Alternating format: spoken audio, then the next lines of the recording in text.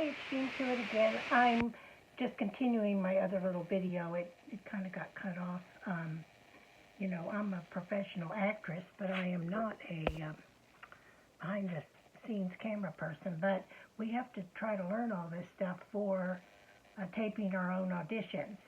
And I also have the camera turned around kind of like a selfie video. And I often do this, but just because my apartment is so small to set up these shots, you know, turn around the, you know, my iPhone or iPad, whatever. So, but I will be, as I clear out more and more clutter, I will be making more regular shots where I'm actually behind the camera instead of the selfie video. Anyway, so back to the South by Southwest. Yes, that was really interesting. I also got to see Ethan Hawke's film, the independent film that was so interesting, and so that was really cool. And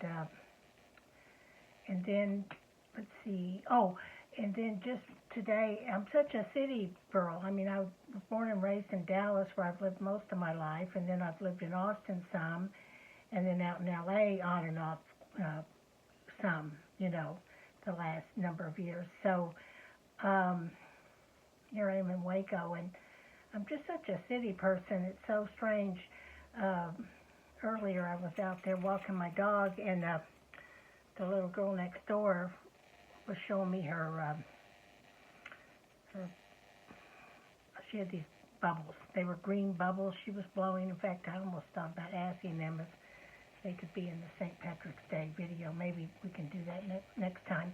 But anyway, her father was busy on the phone, but then I finally got her to get him over and look at something that was alarming to me underneath our stairway at our apartment complex right in front of my apartment. And I thought, what is that? It looks like something strange out of a car or some kind of a strange apparatus or instrument or something. Well, it turns out it was a broken fishing pole. So, clueless.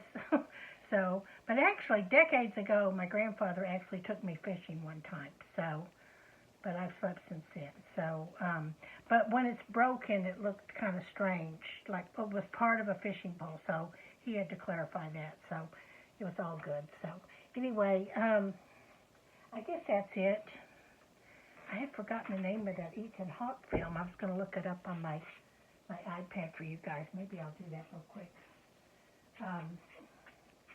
Yeah, and you know, this is a great way to, you can always do that.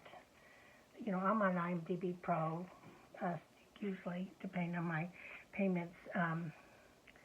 You have to pay like a monthly fee for that. You get a discount in SAG-AFTRA, but anyway, as an older single divorced lady, I have to figure out how to make more money, just, you know. Anyway, so let's see here.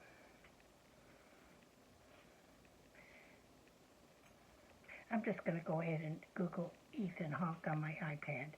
Okay, and hopefully the last film he was in,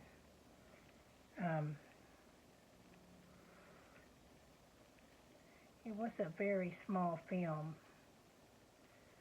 See, so maybe it's not one of his top films. So it's not listed here. He's been in lots of films, see. A lot of them you're well aware of a lot of the films he's been in, like Boyhood, which was directed by Richard Linklater, who I got to meet, which was so cool. But at least I got to hear Ethan Hawke speak about the film. There's so many interesting independent films, and that's what we can make. And and my friend up in Dallas, who I was just had a little bit part in that Cherokee Creek as the drunk lady. He used to tape all my auditions, well, not all of them, but some of them when I lived in Austin. A lot of them I have to do myself, because a lot of them you get like at the very last minute, and then, you still have to pay a little bit to do that. His price was pretty reasonable, as was Brandon Wright's the guy that, he was the director of that other film in Austin, the Bob Zula, but he used to tape some of my auditions too. As you get to know people in the industry, a lot of these people, they support their, they might be actors, filmmakers, behind the camera. A lot of these guys can do everything. In fact, I noticed Brandon was kind of doing a little bit of acting too. But anyway, Todd Jenkins has done some acting, and he was in a really cool commercial the other day in a Western scene, and he really played a badass cowboy, and he was awesome in that. So, and he was my reader oftentimes, and I've trained a lot in L.A., but I really felt like whenever I've done readings with him, he really stepped up my game. And in the same way with Brandon, whenever he would tape my auditions, it kind of stepped up your game. So it always helps. It's kind of like playing tennis, which I'm trying to get back into, or hope to get back into soon when it warms up. It's a little chilly today, but it's good to play if you can find a reader or somebody that's a little better than you. Although for auditions, sometimes you don't want anybody to actually act for the auditions because it's just you, but behind the camera and doing your audition, and then basically, for those I do have to actually stand behind the camera and everything. Normally for my auditions I can't do selfie videos like I'm doing right now. But yeah, when you do those, sometimes you can just get some other actor and have them not act, because it's most important that they kind of just do it flat with nothing on it. When I say nothing on it, no acting, just kind of they're in the background reading the other lines as you're doing the acting as the character, whatever it is, but then the other person's just like, for example, I would say, I can't believe she did that. I am just so upset. I wish she had talked to me first. And the other person is going, oh, really? Yes, I know, but I can understand. And they're just saying, oh, I see. Just kind of like flat. So anyway, that's how normally people, when they do reading, when they're your reader. In fact, you can get somebody over Zoom to do a reading with you, or have them on speakerphone, or whatever, several different ways to do it. If for some reason you can't find somebody in your life to do it with you. Now, it's easier, even if they just do it totally flat, it's easier if you get somebody in the business with experience, preferably an actor or somebody who's done some directing, or, But anyway, back to that, a lot of people who are directors, or, they do self-taping, to support their, because, we have to make a living, and it's a kind of a, I think a lot of people, the media, I was in the media, which I still have tried to get back into that. It's harder when you're older because they want mostly younger people. And it's not just because younger people look better than us older people, but it's also, well, that's a big part of it. It's very visual. But also, a lot of it is because they have the energy to stay up all night, 2 or 3 nights in a row, and work on things. So, but anyway, I'm going to go right now, and I might check back with you.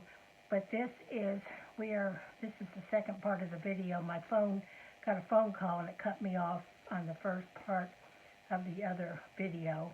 But we got South by Southwest coming up, so I hope to get down there at least one day, maybe to help out, or maybe just to go by, or that would be really cool if I could get down there for St. Patrick's Day. Maybe I can get somebody to go with me or something, or maybe I can just buzz down there with my dog real quick, have enough money for gas, and, it's really, I'll talk about money. A lot of people get on here and talk, but anyway, we're working on it. So I think that's what makes people, when they get older, if they didn't save up enough, and I am older, single, and all that stuff, I sort of had a misconception about how my life was going to turn out, but I think a lot of people have, and, a lot of things, like the last time I was out in L.A., I was kind of on a roll. I got a new agent, I got this, I do all these other jobs, to support my acting, and I had an apartment deal, sort of. It was a pretty decent deal for a while until it wasn't, they get you in sometimes on these deals. But it was a great location, though, in Hollywood. Very tiny place, but anyway, yeah. But then the pandemic hit, and then all that, and then I just couldn't afford to stay out there. To come back to Dallas, and Dallas rent went way up, so now I'm in Waco. But right before I moved here, all those strikes, the actor strikes, the writer strikes, and the first time I moved out to LA, 2003, and then I came back in 2008. They did have the writer strike then too, and that was right after I finally had a decent audition. I had various small auditions, but finally auditioned for a small part as a police matron in The Changeling. I didn't get it, but that was really cool. So I would have gotten. It was an Angelina Jolie and a film that was directed by Clint Eastwood. So I guess technically it's a Clint Eastwood production, and he was just, so cool. I didn't get to meet him. I met the people in his office. My agent had sent me, unfortunately, to the wrong casting director's office initially, and then finally I went out to El Paso. There was another project by a similar name, actually. My dad would have said typical to it, luck, whatever. So it wasn't totally the agent's fault, but I tried to smooth it over because my agent was getting older. He had actually retired, and then I got another agent, and it goes on and on. But I have an agent in Texas, in San Antonio, and then I have Claudia, and then basically Pitt Mobile out in LA, but then another one, Universal Attractions, which I don't ever talk to them much, but I think they're mainly about commercials and some acting, but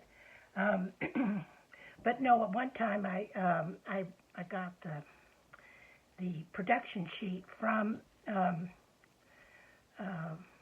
Pitt Mobile, and they were submitting me for a lot of projects, and one of them was the one in New Mexico where they had the terrible mishap where the cinematographer